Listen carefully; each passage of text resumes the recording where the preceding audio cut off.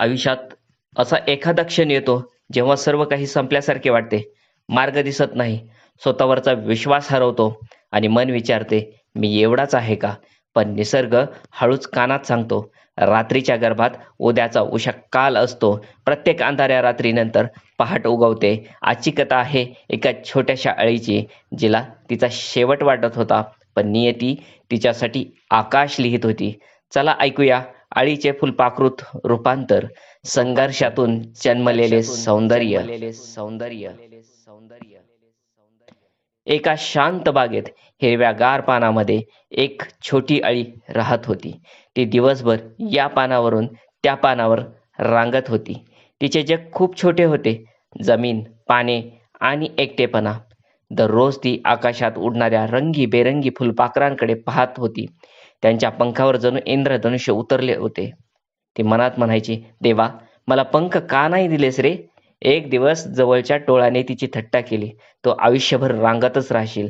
मधमाशी म्हणाली, काही जीव फक्त जमिनीसाठीच जन्माला येतात. अळी शांत झाली. त्या रात्री ती पानाच्या कोपऱ्यात बसून रडत होती. चंद्र तिच्याकडे पाहत होता. वारा तिचे अश्रू पुसत होता. तिला वाटत होते, कदाचित कदाचित माझ्या आयुष्याला काही अर्थच नाही. पण मित्रांनो, कधी कधी सर्वात सुंदर बदल शांतपणे घडत असतात. काळ पुढे गेला. एके दिवशी अळीला जाणवले, तिच्यात काहीतरी बदलत आहे. शरीर जड झाले, मन अस्वस्थ झाले. जणू जुने जग तिच्यापासून दूर जात होते. ती घाबरली. माझ्यासोबत काय होत आहे हे? निसर्ग मात्र शांत होता. हळूहळू अळीने स्वतःभोवती एक कोश विणायला सुरुवात केली. काही दिवसातच ती पूर्णपणे कोशात बंद झाली. बाहेरच्या जगाला वाटलं अळी संपली, पण अंत असती प्रारंभ. शेवटी शेवट हेच नवीन सुरुवात आहे. कोशाच्या आत अद्भुत परिवर्तन सुरू होते. जुनी ओळख विरघळत होती. जुन्या मर्यादा तुटत होत्या. नवीन स्वप्ने आकार घेत होती. ज्या शरीराला रांगण्याची सवय होती, त्याच शरीरात आता पंख तयार होत होते. दिवस गेले, आठवडे गेले. बाहेरून सर्व काही शांत होते, पण आत जीवनाचा चमत्कार घडत होता. कारण बीज जमिनीत गाडले जाते तेव्हा ते संपत नाही, ते नव्याने जन्म घेते. एक सकाळ सूर्याची पहिली किरणे बागेत उतरली. कोश हलू लागला. एक छोटासा तडा गेला. हळूहळू अत्यंत प्रयत्नाने एक सुंदर जीव बाहेर येऊ लागला. तो क्षण सोपा नव्हता. संघर्ष होता, वेदना होत्या, कारण पंखांना बळ संघर्षातून मिळते. शेवटी एक सुंदर फुलपाखरू बाहेर आले.